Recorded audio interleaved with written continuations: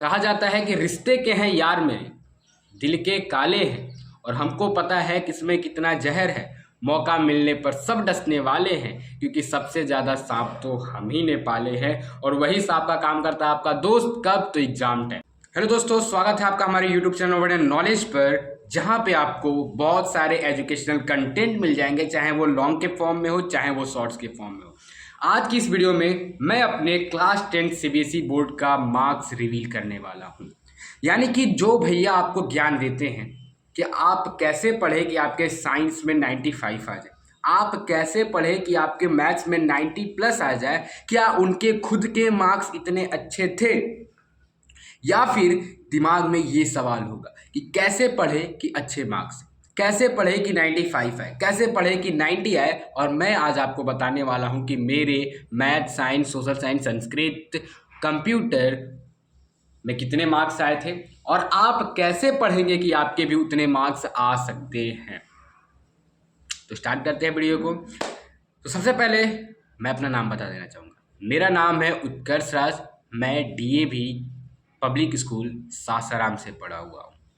You can search on Google map और Google.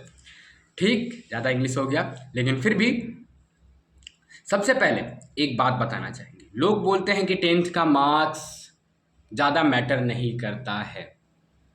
मुझे भी यही लगता था, लेकिन जिस दिन मेरा रिजल्ट आया उस दिन ये पता लगा कि 10th के मार्क्स तो मैटर करते हैं, भले ही 2 दिन के लिए हो, 3 दिन के लिए हो, 4 दिन के लिए हो, या फिर ज़्यादा से ज़्यादा बात करें तो 1 वीक के लिए हो, लेकिन 10th क्लास का मार्क्स जो है वो आपका मैटर करता है। एक दोस्त था मेरा, वो हमेशा भैया भैया करके बोलता था।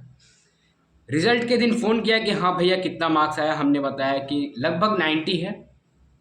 तो एक और मेरा दोस्त है, उसने पूछा कि उनका कितना आया हुआ है, तो मैंने बोला 94। तो नंबर मिल सकता है क्या? उसके बाद पहले तो डाउट भी पूछता था, लेकिन उसके बाद ना वो अब ज़्यादा मैसेज करता है, ना ही कॉल करता है, और ना ही अपने डाउट पूछता है। क्या होता है कि जब आपके कम मार्क्स आने लगते हैं तो लोगों को आपसे भरोसा हटने लगता है। बहुत सारे स्कूल में जाइएगा, बहुत सारे ट्यूशन में जाइएगा, तो टीचर उन्हीं बच्चों को ज़्यादा प्रायोरिटी देते हैं जिनके टेस्ट में, जिनके एग्ज़ाम में अच्छे मार्क्स आते रहते हैं।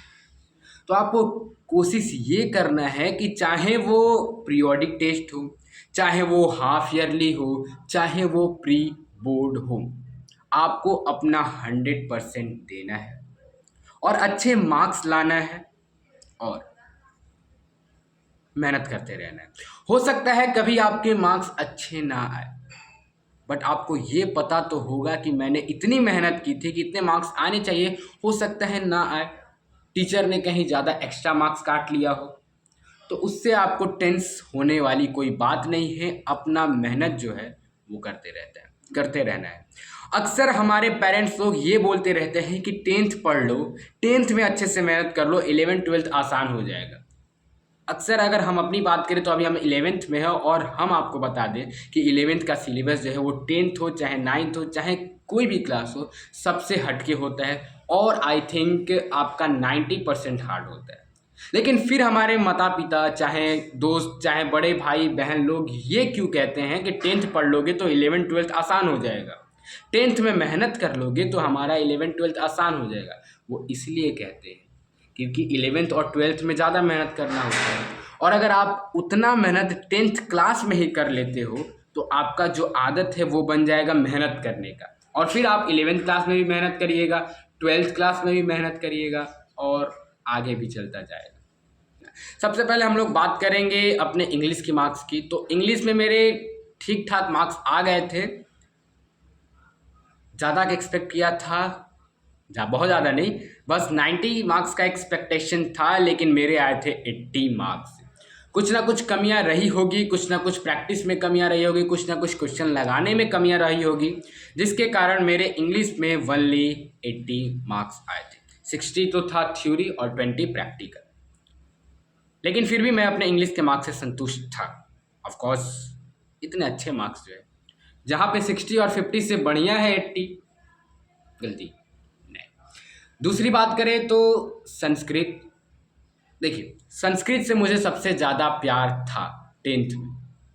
मैं अपने YouTube चैनल पे संस्कृत से रिलेटेड बहुत सारे वीडियो भी बनाया हूँ, बहुत सारे लाइव, क्या एक लाइव आया था प्रत्यय के ऊपर, यानी कि संस्कृत मेरा ठीक ठाक था, लेकिन लास्ट टाइम पे मैंने गलती कर दिया क्योंकि शुरू से मैंने रिवीजन करा नहीं था। लास्ट टाइम पे पढ़ने बैठा तो कुछ आया नहीं दिमाग में, लेकिन फिर भी जितना पढ़ा था उतना हुआ, और एग्ज़ाम में कुछ गलतियां कर दी थी जिसकी वजह से मेरे संस्कृत में सिर्फ 92 आए थे। लेकिन ये सिर्फ 92 मेरे लिए बहुत ज़्यादा है, समझ में आया? 72, 62, 52 से ज़्यादा तो 92 है ना, इसीलिए मैं अपने 92 वाले मार्क्स से भी बहुत ज़्यादा संतुष्ट हूँ। I am very satisfied. Okay, अब बात करें अगर मैथ्स की, जो कि one of the my favourite subject है, उसमें एग्ज़ाम से पहले कॉन्फिडेंस था कि 98 आ जाएगा, 97 आ जाएगा, लेकिन जब एग्ज़ाम में क्वेश्चन पेपर आया, सेट ए या सेट बी था शायद, एग्ज़ाम के बीते कितने महीने हो गए, तो शायद सेट ए था, उसमें एक क्वेश्चन था आपका A L is equal to half B L कुछ करके था, लेकिन एल था उसमें। वो क्वेश्चन 5 मार्क्स का था और वही क्वेश्चन में मुझको बहुत दिक्कत हुई। मैंने जैसे तैसे करके प्रूफ तो कर दिया था, प्रूफ वाला क्वेश्चन था, 5 नंबर का था, मैंने जैसे तैसे करके प्रूफ तो कर दिया था, लेकिन उस पर मुझे 100% कॉन्फिडेंस नहीं था कि ये मेरा सही होगा। हो सकता है उस पर टीचर ने 1 या 2 नंबर दिए होंगे। स्टार्टिंग का तो सही था, लेकिन लास्ट में जाते जाते स्टेप्स मैंने भूल गया था। बाकी 2-3 नंबर ऑब्जेक्टिव में कटे होंगे। टोटल पूरा मिला के मेरे मैथ्स में आए थे 93, और ये भी बहुत ज़्यादा होता है। 93 बहुत ज़्यादा मार्क्स होता है। अगर आपके 90 आए हैं, 93 आए हैं, तो आप बेस्ट। अब बात करते हैं साइंस की। साइंस में मैं ज़्यादा लेक्चर देते रहता हूँ कि 95 कैसे लाए, क्योंकि मेरे खुद के 95 आए थे। खुद के मैंने 15 दिन की मेहनत से मैंने साइंस में अच्छा स्कोर किया था, 95 स्कोर किया था। और जितने भी बच्चे डर रहे हैं साइंस से, मैथ से, तो डरने वाली कोई बात नहीं है। पेपर उतना हार्ड आता नहीं है जितना हम सोचते हैं। प्रीवियस ईयर क्वेश्चन पेपर कर लीजिए, सैम्पल पेपर कर लीजिए, और एनसीईआरटी को बारीकी से पढ़ लीजिए, आपका 95 तो कन्फर्म है। मेरे साइंस में भी 95 आए थे। हो सकता है ऑब्जेक्टिव में कुछ गलत हो, बायोलॉजी मेरा वीक सब्जेक्ट है, बायोलॉजी से मुझे सख्त नफरत है, तो बायोलॉजी में मार्क्स कटा हो, लेकिन बाकी फिजिक्स में और केमिस्ट्री में अच्छे मार्क्स आए थे मेरे, यानी कि total 95 marks.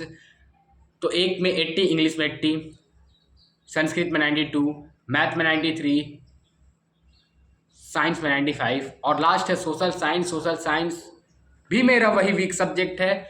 I don't like history and geography, क्योंकि इसमें रटने वाला चीज़ है। लोग बोलते हैं हिस्ट्री समझने वाला है, लेकिन मुझे कुछ समझ में नहीं आता। और सोशल साइंस में मेरे 87 मार्क्स आए थे, जो कि वाकई कुछ अच्छे मार्क्स कहलाए जा सकते हैं। टोटल कितने हुए नहीं पता, कैलकुलेट करके बताते हैं। 1 2 3 4 5। मेरा 2 ही सब्जेक्ट अच्छा है, 2 ही सब्जेक्ट मेरा फेवरेट है, और वो है मैथ्स और साइंस। ठीक है।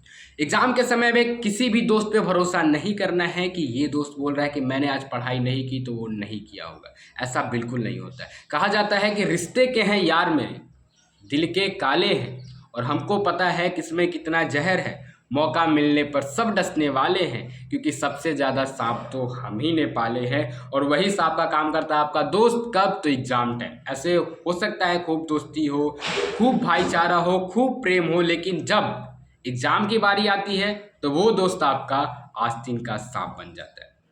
तो ये था मेरा क्लास 10th बोर्ड एग्जामिनेशन का मार्क्स। आपके हिसाब से क्या है, अच्छा है या बुरा है, आप वो कमेंट सेक्शन में ज़रूर बताएं। हम बोलेंगे कि आज से मेहनत करना स्टार्ट कर दीजिए, आज से कंसिस्टेंट होना स्टार्ट कर दीजिए। लास्ट तक जाते जाते आप एक बेहतरीन स्टूडेंट कहलाएंगे, और हो सकता है कि आने वाले CBSE टॉपर आप। तो आज के लिए बस इतना ही, मिलते हैं नेक्स्ट वीडियो में। तब तक देखते रहिए हमारे channel over India knowledge. Thanks for watching.